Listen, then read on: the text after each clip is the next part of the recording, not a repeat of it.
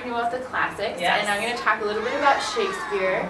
Yay! So the business side of it, we've talked and referenced some of these things, but the classics are great because it's public domain. Yes. Yay! We love public domain. My goodness. So I've done like 3 or 4, I can't remember, 3 or 4 different camps for middle school and high school students using Shakespeare. We have Shakespeare in the Woods camps, and it's great because then I have free access to plays. I don't have to worry about paying for it, and I can edit them and use it, and it works really well, and the students can have fun.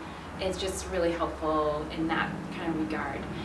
You can use it for competitions. The Pittsburgh Public Theater has a great competition for students that I'll put the link in, and it's a great way to educate students about the theater in general. They get to perform at the Pittsburgh Public Theater on the O'Reilly stage, which is just great and so much fun.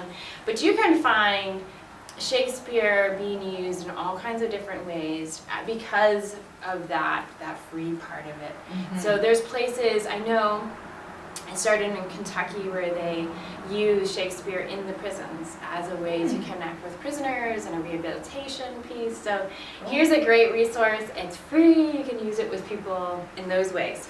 But so say you're going to go see a Shakespeare show, or you have friends who are coming to see yours, and they're like, but I hate Shakespeare. Right. They talk funny. Yes, so funny. Or you had to study in school and you're like, it was so boring. Yeah. Oh my goodness. So even if you're a teacher and you're trying to think, how can I help students access this and think about it? What should I do? So there's a couple things I think. I have lots of strong opinions, of course, but there's a couple things I think that are helpful. And one is that I tell people that Shakespeare originally was created to be heard, not to be seen.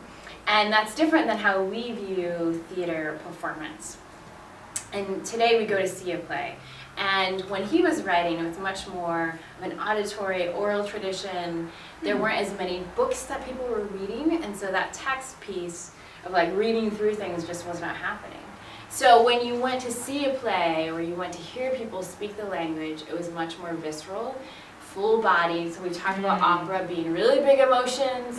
Shakespeare taps into that as well. And so what I think makes it lasting is he understands people. His characters are about people that you see today, emotions you can experience today.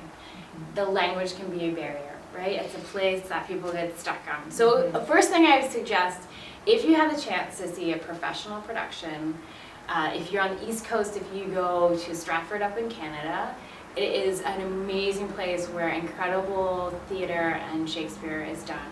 If you have the chance to go see that, then you'll get a sense of this is what the play should be about, and you'll understand it because it's being performed, embodied by people who really understand the text. And I've taken students up there and they're like, I didn't know that's what it meant. And I'm like, yes. And so some of the crass, like funny parts are like, did they add that? No, you just didn't understand. So it's a good place to really get it. But there's also some good films that you can find. So I say, don't sit down and try to read through one of his plays. Maybe you have to do it for a class. I say, don't do that first. Go find Cliff Notes. There's a great thing called Spark Notes, right? Yeah. And they have something called No Fear Shakespeare. You can order the books, or it's all online too. And they have Shakespeare's text on one side and then a contemporary interpretation on the other side. Makes it so much easier to understand if you're going through and studying different pieces of it. So I'll go through and what do they mean? What does this line mean? And you can look at it that way. They also have great summaries and character lists. So that's a great way to just be familiar with the play. There's also some great graphic novels, if you like graphic novels, about plays. And this is the No Fear Shakespeare one as well. And this one's Hamlet. To show more specific pictures. And so when I was in grad school, I did my thesis on Ophelia, and I performed the role and then wrote about the process and researched her and things. I used this because it was really helpful. And so it was a fun way of getting a visual idea of the play and the meaning and pieces, and it's exciting and fun. There's also, so another question about why Shakespeare, it's because it's really filtered in through a lot of different cultures and people reference it. So you can find films from Japan and from China, from India that take and adapt some of his stories. And The opera world. yeah. I mean, we built a whole show out of monologues and all the operas that have used his stories. Yeah. So They're great lasting characters. Yeah. If you know the plays or some of the more famous ones, then you can see it popping up in all kinds of places. But people like to have fun with it. I think one of the things, because the language is so great, and he liked to invent words, and he liked to play with language, that there's a lot of reference to hip hop. So there's some people who have taken Shakespeare and mixed it with hip hop, which is super fun, or like really rapping. And I think it's a great crossover because he was for not the elite, he was for everyone. So people went and saw his shows. They had the elite crowd could sit and pay, and then you had people who could stand and watch from all walks of life then. So there, again, people playing with it. There's these great comic series called Kill Shakespeare, which are, I love them. They take all these characters from Shakespeare's shows and like mishmash them together. So they don't follow all the same threads of his stories, but they get to interact. Like Juliet meets Hamlet. And some other characters. I think they just mix match, and it's so fun and just an interesting way of studying it. So I think about, and this is true for opera as well. I had a professor in grad school, and he said, okay, before you go see a show, you should go in with a really open mind and heart. He said, watch it, take it in, and then afterwards the time to critique and judge it or decide what you liked or didn't like. But try in the moment to enjoy it. So if you go see a Shakespeare show, if you go ahead of time, or an opera, and you're like, I'm gonna hate this, I'm not gonna understand it, it's gonna be terrible, it will be. Right. It just will be. But if you go in with an open mind, even if you just go and you say, wow, I can appreciate the work that went into it, Right. that is something. It's new experience, it's a new thing you can learn from it. And at least respect and appreciate the passion that the performers have for it, and that tradition that's passed on.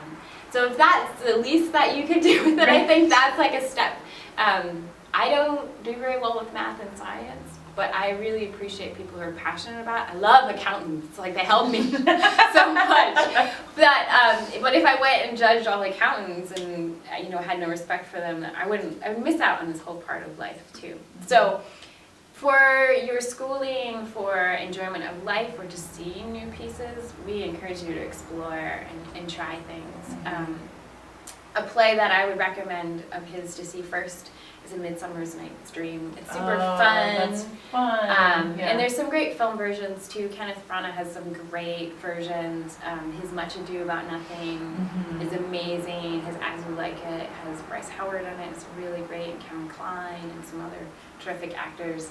Those are great, fun ways of experiencing it as well. So we encourage you to go try the classics. And at least just to try it.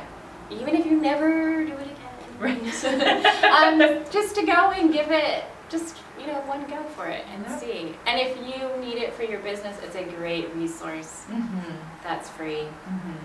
And it's recognizable. You said last time people like things that are familiar. Yes. So Midsummer's Night's Dream, people know that title. Yeah. Hamlet, people they have vague ideas of these characters. Yeah. So if you need public domain There stuff. And most people know like Romeo and Juliet. I mean, you think about even the cartoon, but like Romeo and Juliet. Like it's such a fun play on Shakespeare's work, and that's been done in the last few years. So that's a great love story. Yep. And you can see it. And if you understand the classics, you understand things later. Like West Side Story is based on Romeo and Juliet.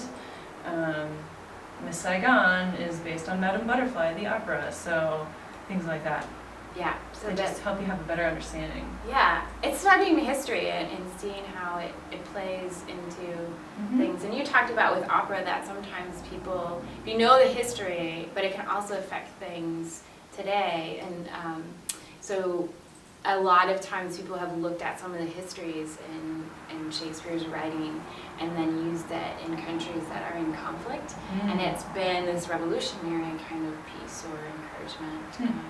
So people, it speaks to people today, people who are going through things happening in our world now. So we encourage you. Yes. Go see it. Yes. Go forth. Yes, go forth. Do not be afraid. Do not be afraid. And this is a silly side note. I had a history teacher in high school, and he said he had a friend who would talk in like Shakespeare language just for fun all the time. And then one time he was being robbed, and so he started to talk like that. And they were like so like, what is going on? And they left him alone.